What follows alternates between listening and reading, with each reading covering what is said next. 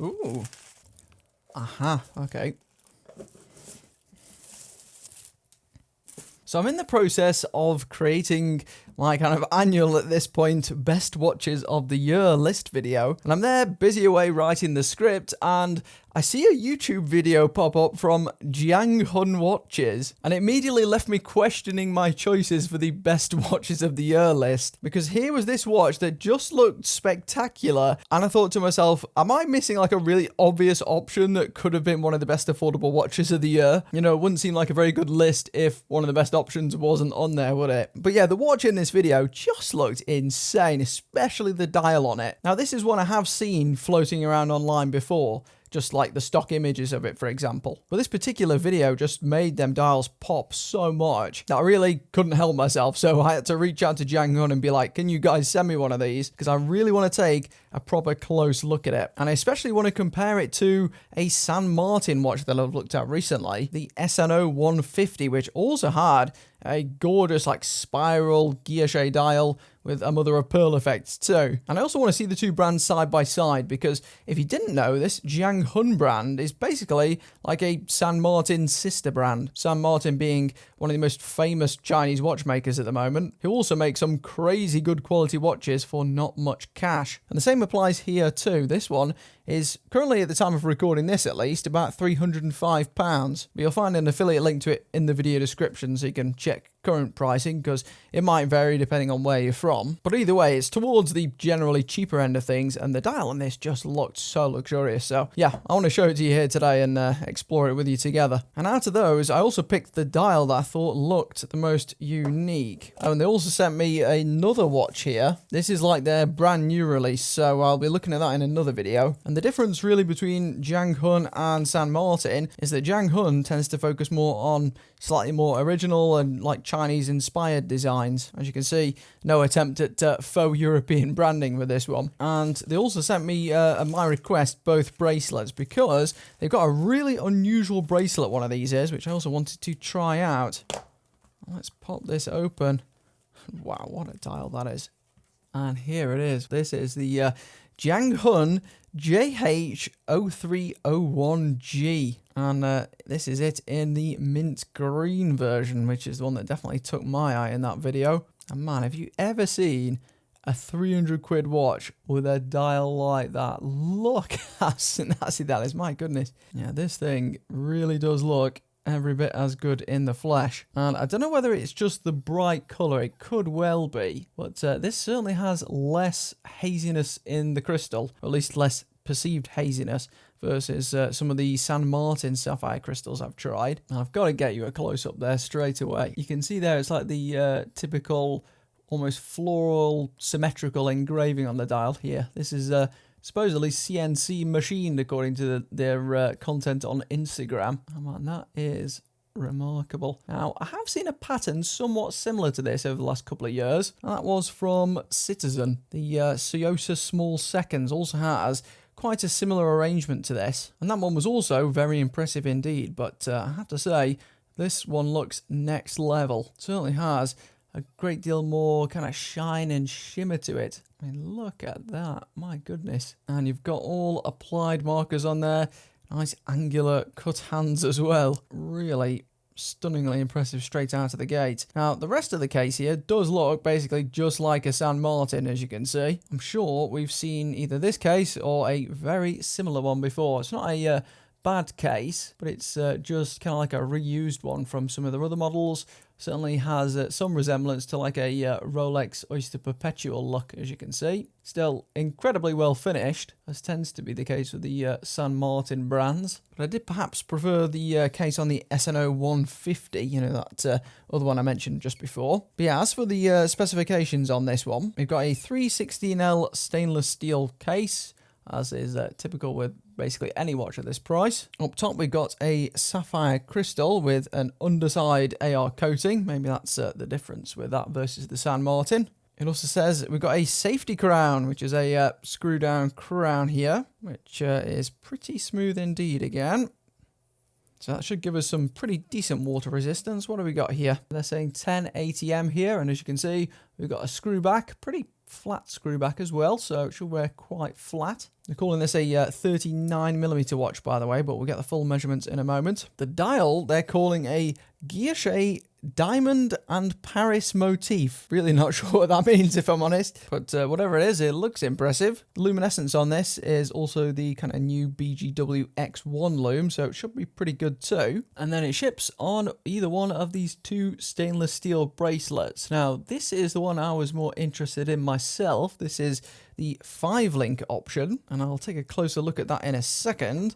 The one in here, I think, is just the standard one that's been on lots of previous watches from the likes of San Martin. This just being the 3-link or oyster style bracelet, yeah, which is still pretty good. If you've seen many of these Chinese watches reviewed before, you may have seen this one. Really good bracelet. I mean, as you can see, the finishing on even the bracelet is incredible with these watches. And this one, as you can see, has male end links there. So the watch will likely wear a little bit larger with this bracelet on. And both of these should have, yeah, the same really good clasp, which we'll get around to. But yeah, I figured I would test that out just in case it was different. Now, this one I haven't really seen before. Not often you can buy a watch these days on a 5-link bracelet like this. And this one kind of goes the extra mile. So in a similar vein to that last one, it's got swanky polishing on all the edges, even of these tiny links in the middle, as well as all the links down the side too. And also, unlike the other one, it's like a female bracelet basically. So this one bends down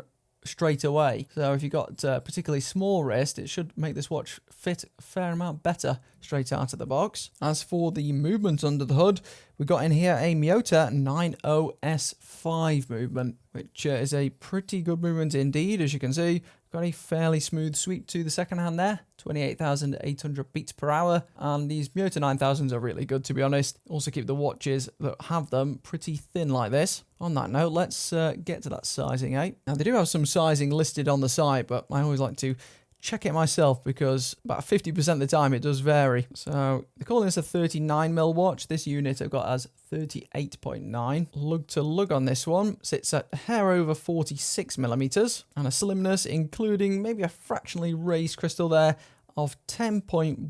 So it is indeed pretty thin. Probably would be under 10mm without that slight raised crystal. But I expect this to wear, yeah, like I said, a fraction larger on the other bracelet. But I actually think this thing is mesmerizing, really is. Do think actually in the flesh this might be better than the mother of pearl one, but we'll grab that in a moment. First of all, here's a look at it on my skinny 6¼ inch wrist. And I definitely think this new 5-link bracelet makes a difference for a wrist like mine. Previous ones have always just been a bit too pancakey for a skinny arm like mine. Yeah, overall it's like a pretty much a Goldilocks size regardless, and boy does it glisten.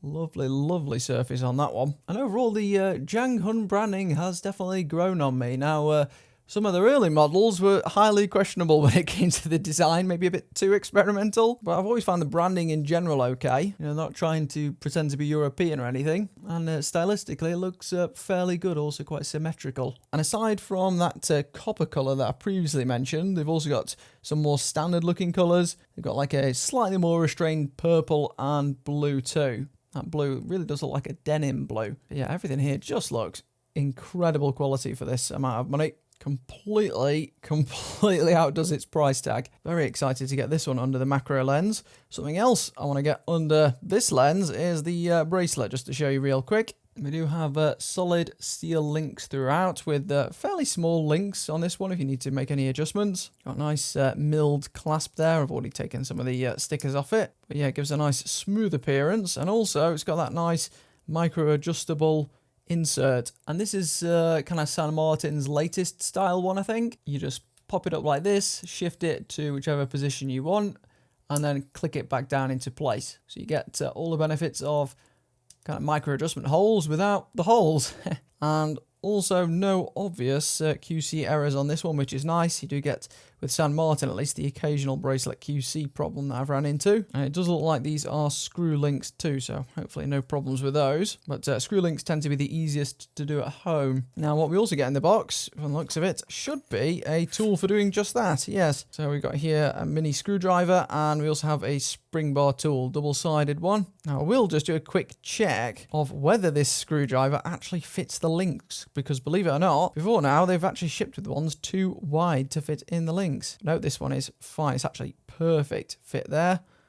And yeah, surprising quality on these accessories. Yeah, that fits absolutely spot on. So they've definitely changed that, thankfully. The lug width, by the way, if you were bonkers enough to change the strap on this one, 20 millimeters. So yeah, should be compatible with a wide range of straps. I'll get this thing under low light too, because this BGW X1, it's like the latest generation loom, is very, very good. And yeah, we have the distinctive bluish hue of this BGW luminescence, and I don't think this will need a great deal of time with the torch. As you can see, the loom here is just fantastic. I do wonder how this would scale if the loom were any thicker, for example, but however much is on this Jiang Hun watch is clearly sufficient. So yeah, the compromises with some of these Chinese brand watches are becoming less and less. This beats most of the main brand offerings in just about every area. Yeah, the lower end of the market, it does feel like they're kind of competing with themselves in a lot of ways. And on that note, why don't we go and grab its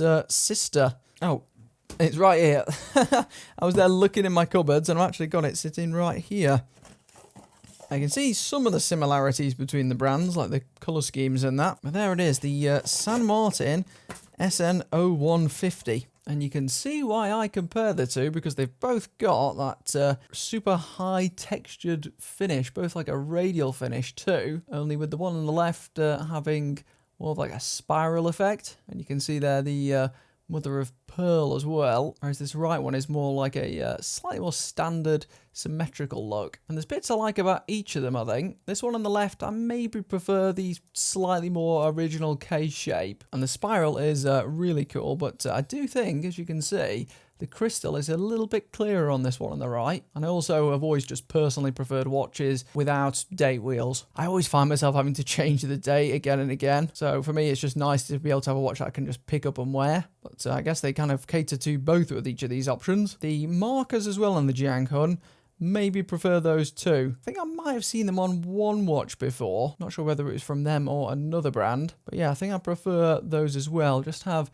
bit more angularity to them. These on the left are slightly flatter, but the hands on each are basically identical from what I can tell, as is the low light performance on each of these. Both watches also were pretty skinny. But yeah, I mean, this is what you can grab these days for about 300 quid. It's crazy, isn't it? I'll affiliate link them both in the video description if you do want to check either of these out. The Jiang Hun, I think they only sell directly on their own site these days. Don't think they're on AliExpress, whereas San Martin are on AliExpress. But either way, I mean, this is definitely going in that year-end list, no doubt. Both of these will be there for sure.